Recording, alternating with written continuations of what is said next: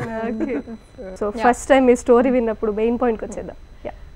So అదొక question అయితే ఉండింది, లైక్ చేయొచ్చా చేయరాదా యాజ్ అన్ యాక్టర్, ఇనీషియల్గానే ఇలాంటి రోల్స్ తీసుకోవచ్చా తీసుకురాదా అనేది ఫస్ట్ క్వశ్చన్ ఉండింది. కానీ ఆర్జీవి గారు ఆఫర్ చేసిన opportunity, who else will get, as a beginner who else will get this kind of good opportunity అని చెప్పేసి అదొకటి. అండ్ సార్తో మాట్లాడిన తర్వాత my only first question was like, ఇదివరకు సీన్స్ మనం చిన్నప్పటి నుంచి వేరే సినిమాలో చూసినా కూడా it use to be the pray to the audience, like ఇటువంటి సీన్స్ కానీ ఇటువంటివి ఏమైనా పెట్టినప్పుడు.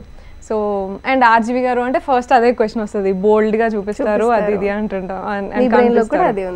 So what are you going to show through this అనేది first question, apart from the story, through this perspective, నా సైడ్ నుంచి నా రోల్ నుంచి మీరు ఏం చూపిద్దాం అనుకుంటున్నారు అనేది మాట్లాడితే ఆయన మొత్తం స్టోరీ నరేట్ చేశారు, ఎక్స్ప్లెయిన్ చేశారు what is his perspective and ఆయన రియాక్షన్ ఏంటి ఇటువంటి చూసినప్పుడు, ఇటువంటి ఇన్సిడెంట్స్ చూసినప్పుడు అని మాట్లాడారు. And you know, he spoke more about how can we bring change in society and all these things. Nobody will expect that, you know, he thinks like that. Yeah. Okay. So మాట చెప్పారు అంటే సొసైటీలో change ఎందుకు రావట్లేదు, ఎలా వస్తుంది, ఎక్కడి నుంచి మనం స్ట్రైక్ చేయాలి అనే పాయింట్స్ తీసుకొచ్చారు. So as a social activist or social worker I have been hearing to different opinions. కానీ ఆర్జీవి గారి దగ్గర మనం ఇటువంటివి వినాలి అంటే కొంచెం సో సర్ప్రైజింగ్ గానే ఉంటుంది కదా, అందరు అలా అనుకోరు, అందరూ అనుకోరు పాయింట్ చేశాను సొసైటీ గురించి ఈయనేం ఆలోచిస్తారు అసలు ఇదే అనుకుంటారు కదా. బట్ ఇక్కడ two way. See, Sonia as a social activist will be interested in a multitude of things. Either poor people, లేకపోతే ఎవరికి ఫుడ్ లేదో, మెడిసిన్ లేదో, ఇలాంటి ఆస్పెక్ట్స్కి she connects, which I don't. You know నాకేంటంటే I worship women. So women intimidate చేసి violent create చేసి అలాంటి చేయటానికి ఆ kind of that's the most horrendous behaviour what I identified. Okay. Yeah. So నేను ఇప్పుడు సోనియా నా గురించి ఎందుకు నేను I always look at women revealing close చేసి నేను పాటలు తీసి అన్ని చేసినప్పుడు నాకు విమెన్ అంటే ఒక జస్ట్ ఒక సెక్షువల్ ఆబ్జెక్ట్ అని చూస్తాడు ఆర్జీవి అని ఒక perspective which is true. And అది ప్రొటెక్ట్ చేయడానికి I want to kill this guys. అది అంటే మిమ్మల్ని మీరు ప్రొటెక్ట్ చేసుకోవడానికి, నా ఇంట్రెస్ట్ ప్రొటెక్ట్ చేయడానికి, కరెక్ట్, నా ఇంట్రెస్ట్ ప్రొటెక్ట్ చేసుకోవడానికి నన్ను నాలాంటి వాళ్ళు, because I really worship women, that's the whole point. Okay. అయితే ఈ మధ్య ఒక మంత్రి ఐ థింక్ అసెంబ్లీలో ఉండి ఒకవేళ అత్యాచారం జరిగినప్పుడు దాన్ని ఎంజాయ్ చేయడం తప్పు కాదని ఒక కామెంట్ చేశారు. కొంచెం వాళ్ళు మీ దాకా తెలిసిందో తెలీదు, బట్ ఈ పాయింట్ ని మీరు ఎలా చూస్తారు? ఇస్ అక్కడ 2 పాయింట్స్. ఇప్పుడు ఇది actually very old saying which goes back to many years. And rape is inevitable, lie down and enjoy.